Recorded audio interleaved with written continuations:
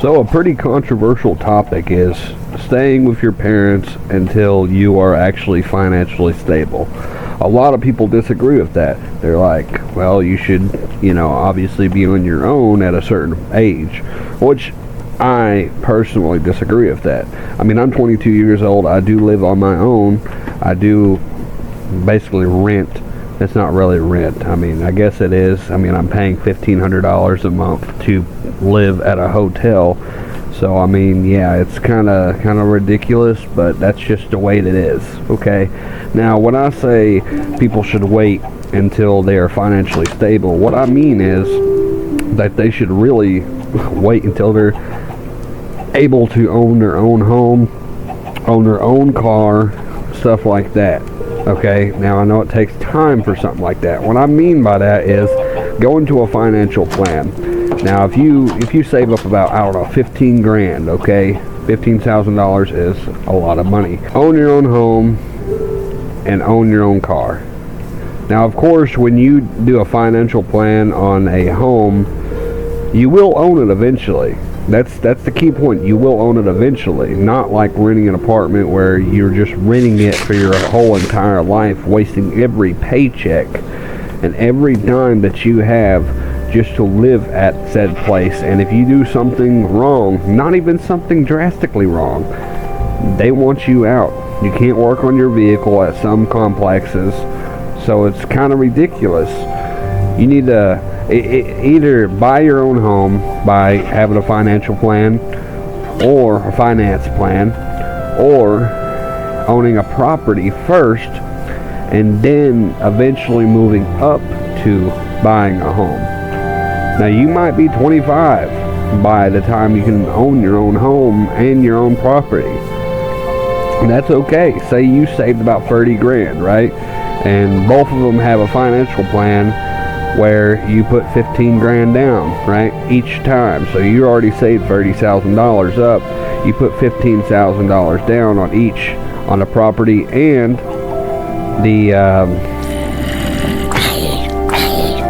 the home, and you're basically set. I mean, seriously.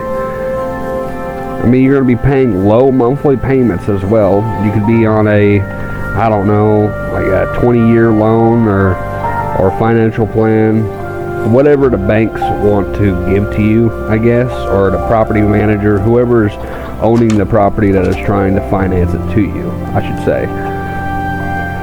So it definitely could be the cheaper option. I mean, you could be paying like $1,000 a month, right, for the property and your home, like all at once, $500 each, okay? And then you have your car payment as well, if you have a car, of course. If you just want to own your car, that's what I would do. I would get a beater with a heater. That's what I did for a long time. And retrospectively, I did not drive with no insurance, so don't do that. Your license will get suspended, like mine did after I crashed my vehicle. It was like a week after my grandma passed away, and I was speeding, and I hit the curb. I was doing 80 miles an hour, close to it, in my little flipping, what was that, Chevy Cobalt. It was an 05, and I crashed it. If the trees weren't there, I would not be here today. Always wear your seatbelt as well, just to let you know that. But anyways, yeah, get yourself a beater with a heater, something that's $1,000 or even $500, something that'll last a long time. Or at least not a long time, but some amount of time. As long as you take care of it. That's what people don't get, man. They're like, oh, well, my car is broke right now. I don't have the money to fix it. No. You have the money to fix it. You just don't want to fix it. Personally, you think that you need somebody else to fix it for you, and that's your problem. You don't need anybody else to fix it for you. You can fix it yourself, like in the last video that I was talking about. Save your money. Fix it yourself, okay? That's like the better option to go with. And me personally, I know a little bit about working on vehicles and stuff, so that's where my keenness goes to. Like the other day at work when, obviously I had to figure out the problem before I had to go, and I was like, man, I should probably, tell my boss that I need the half day off or something. No. I was going down that path, but guess what? I changed my mind. I figured out the problem, held the pressure line of the gas, and guess what? I went home that night at, I think it was like 2:30, 3 o'clock, something around there.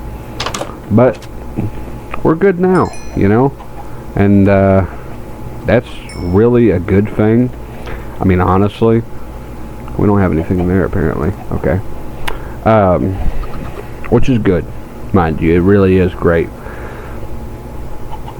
It's great to know things.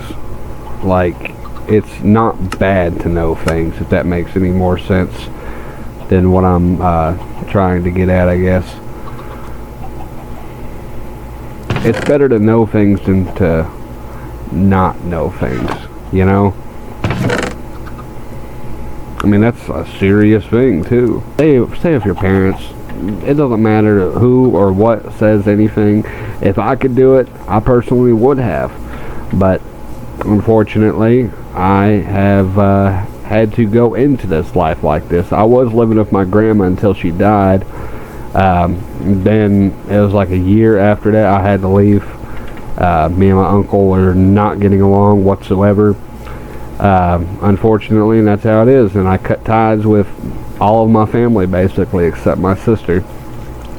Me and my sister still talk, and that's really it. And my mom, of course, but she's homeless.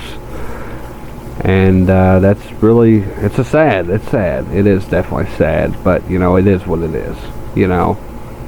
Okay, yeah, we definitely gonna have to get food before we go back down that way. But that's what life is, man. You gotta keep on going like it's Minecraft. Or at least this as well. If you can't stay with your parents, stay with a friend. Go half and half on the rent. Save up money together.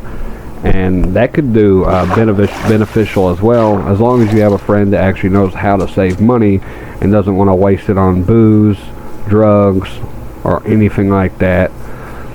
Just keep on living life, man. And then when you are able to actually save enough money and stuff, then yeah, you can go ahead and straight up buy some liquor and stuff, you know. Don't go crazy about it either, you know. There ain't no point of going crazy. Don't be drinking yourself to death is really what I should tell you. And say if you make like, I don't know, roughly like $500 a week or something like that. I mean, that's $1,000 every 2 weeks. Now, if you can have about, I don't know, about $250 that you can save a month, you got to think that's about, I don't know, how many is that? What is that? That's about $3,000 a year. Right? So, I mean, you're thinking about 10 years time, that's $30,000. Okay? If you can do $250 a month, that's good.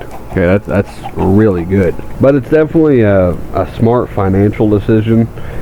If you can stay with your parents or friend or whomever you're wanting to stay with, and you're able to save money, especially if they're saving money too, you got to think, if both of you save $250 a month, $3,000 a year, you stay together for 10 years, or you be friends with them for 10 years, something like that, okay, which I know it's hard to say, oh, well, I don't think I'm going to stay with this guy for 10 years, or I don't know if I'll stay with her for 10 years. Stay with them, okay? If you guys are trying to plan out a life together or something like that, stay with them, okay? Save money together. That's how we thrive as humanity, man. As a society. We've got to build together to be together. You see what I'm saying? It's better to do that, man. Don't be afraid to make an overwhelming decision like saving money, getting a job together, saving money together. Yes, there'll be fights. Yes, there'll be arguments down the line. You know what I say to that? I don't care. Because that's life, man. You can't just say, oh, well, I don't want to be with this guy because me and him argue like all the time. Why do you argue all the time? That's what you really need to be asking. Why? What have you done to upset him, or what has he done to upset you? Or what has she done to upset you, and vice versa? You know, Can't be playing the blame game, okay? Because there's both parties into it, okay? Save money together, though, okay? That's the main point I'm getting at. Save money together, and $30,000 in 10 years times 2, guess what that is? 60 grand, man. And if one of you can do, 15 grand on a property and the other does the 15 grand on the, I don't know, the housing or whatever, or maybe both of you guys go in on the property and, both of you get your own little home. You don't have to live together anymore, but you're still living on the same property, and that's fine. Get your own little cars as well, good reliable cars. I'd say something that's cheap on gas.